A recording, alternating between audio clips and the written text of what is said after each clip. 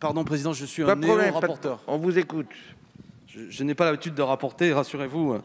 Peut-être que l'année prochaine, ce sera plus fréquent sur d'autres textes. Non, merci, mes chers collègues. Merci, mes chers collègues. Le débat est posé. D'abord, merci à chacun qui a enrichi le débat. Je vais répondre rapidement, puis après sur les amendements. Merci aux collègues qui nous ont soutenus, à commencer par la représentante du groupe GDR, Marie-Georges Buffet, pour son soutien actif et extrêmement argumenté. Merci aussi à la collègue du groupe socialiste, qui, si j'ai bien compris la pondération du propos, tout de même marque un soutien, même si j'ai noté au passage qu'elle était sensible au fait qu'il fallait, des candidatures de rassemblement. Si j'étais taquin, chers collègues, je vous dirais que vous-même, dans la commune où vous êtes, à l'occasion des élections municipales, vous avez jugé que le candidat de votre parti méritait tout de même que vous vous présentiez contre lui. Comme quoi, parfois, les choses sont plus compliquées quand vous êtes sur le terrain. Vous voyez ? Enfin, passons. Je vous remercie. Alors, un mot, parce que ce qui vaut pour le monde vaut peut-être pour le pays, hein, si vous aimez votre ville. Alors, nombre de collègues après nous ont répondu, à commencer par vous, Madame la Ministre, le constat est partagé, mais surtout ne faisons rien. Bon, c'est un problème. Madame la Ministre a posé des problèmes techniques. Nous ne pourrions pas vérifier 1 million de signatures, dit-elle. Il me semble qu'à l'occasion du référendum d'initiative partagée sur ADP, plus d'1 million de signatures ont été collectées et que le Conseil d'État, si je ne dis pas de sottises, c'est bien lui, en 18 jours, a vérifié 480 000 signatures. Ce que nous faisons pour un référendum d'initiative partagée, nous pourrions peut-être le faire pour une élection présidentielle. Donc il ne me semble pas que cet argument technique tient. Deuxièmement, il a été vanté par vous, Madame la Ministre, ou aussi des collègues, je crois, de En Marche, la proximité des élus représentatifs du peuple. Plus représentative, en quelque sorte, que le peuple lui-même. Allez comprendre. Donc, moi, je pense que sur des choses comme ça, précisément avec l'argument répété à ceux qui n'auraient pas bien compris, qu'il ne s'agit pas d'empêcher que les élus puissent aussi soutenir ce parrainage, mais de permettre qu'une autre voie existe, qui se complète, qui enrichit. Certains collègues, je crois que c'est le collègue Rudy Goz, a dit « mais c'est pas possible, il y aura quelque sorte de moyens de pouvoir accéder à ce parrainage ». Oui, de la même façon qu'aujourd'hui, ceux qui parrainent les élus ne sont pas tous élus de la même façon. Certains sont élus en suffrage direct, comme les députés, à 2 tours, d'autres avec des élections proportionnelles, comme ceux qui sont aux élections régionales. Les sénateurs eux-mêmes sont élus par un suffrage indirect. On pourrait aussi estimer que tous ces élus ne se valent pas, ou du moins n'ont pas exactement la même représentativité. Pourtant, vous n'intégrez pas cet amendement, cet argument, ce qui est la preuve que finalement, il n'est pas, me semble-t-il, très cohérent. Paul Molac, je ne sais pas si le collègue Molac est encore là, nous dit « mais, et je vous reconnais bien là, me dit-il, je ne sais pas s'il est encore présent, il y aurait quelque sorte un péché originel de ma part, le jacobinisme, j'empêcherais des candidatures régionales. » Mais de quoi parlons-nous ?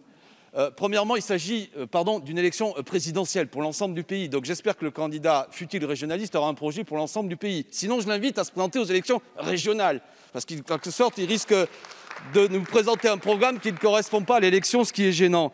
Précisément, les régionalistes, s'ils existent, du moins s'ils ont une conception peut-être un petit peu plus décentralisatrice du pays, devront au moins présenter un candidat qui a un projet pour l'ensemble de nos concitoyens. Donc cet argument, ne tient pas. C'est un argument qui est purement rhétorique.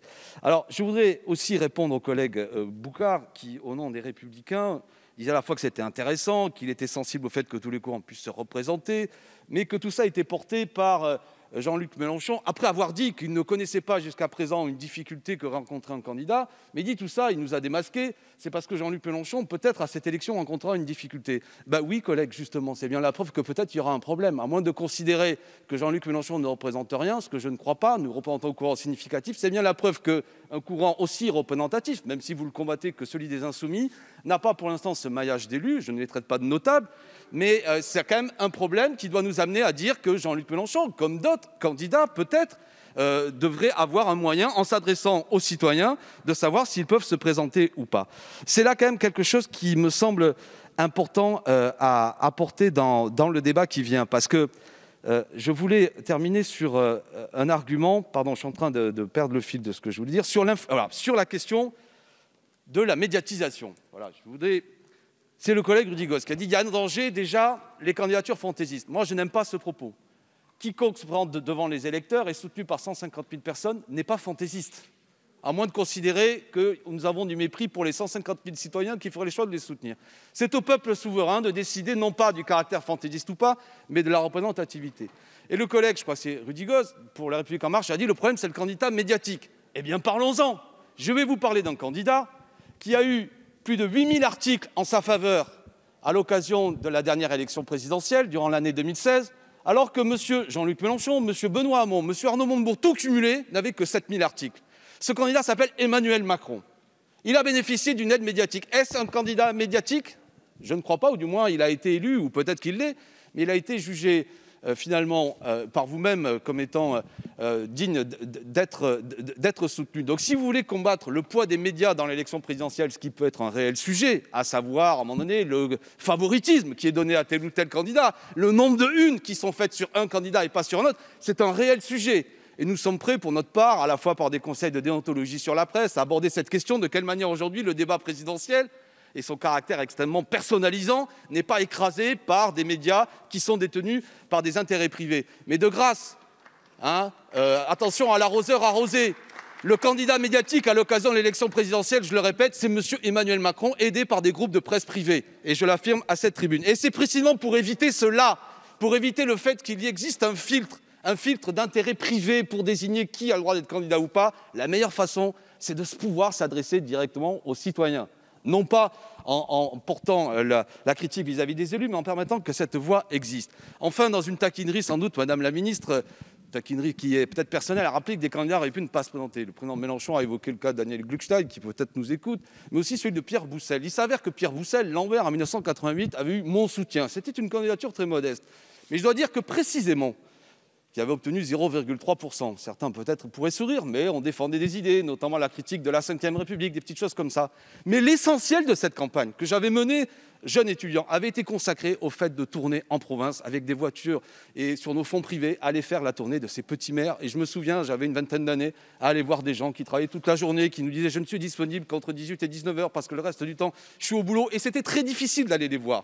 C'est le problème, je l'ai vécu personnellement, on a passé quasiment un an, non pas à faire campagne, mais à récolter les 500 signatures qui avaient permis cette candidature. Donc vous voyez, c'est impressionnant, un argument qui montre que ce filtre, aujourd'hui, il engage à ce que des formations politiques consacrent du temps, de l'argent, perdent l'énergie, alors qu'ils pourraient mener campagne plus facilement en direction de nos concitoyens, alors qu'une voie parfois existe plus facile parce qu'ils ont un soutien populaire. C'est ça l'élément de la discussion. Bien entendu, et je conclus là-dessus, qu'il ne s'agit pas de considérer que le seul problème, c'est la manière dont on se présente aux élections présidentielles. Notre critique de la Ve République est bien plus entière que ça, je l'ai dit. Mais il n'empêche que dans l'élection qui vient, le risque d'une possibilité d'un filtre antidémocratique est bien posé.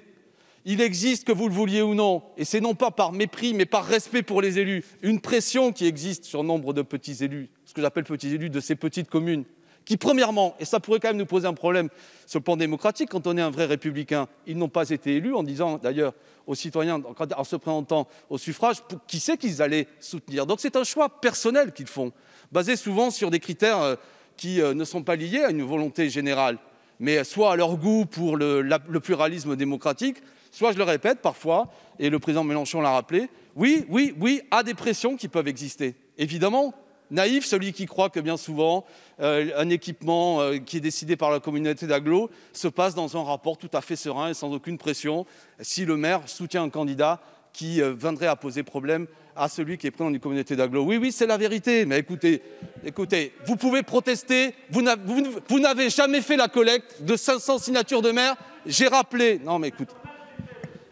Ah bon, je ne savais pas que le MoDem allait faire... Eh bien, écoutez...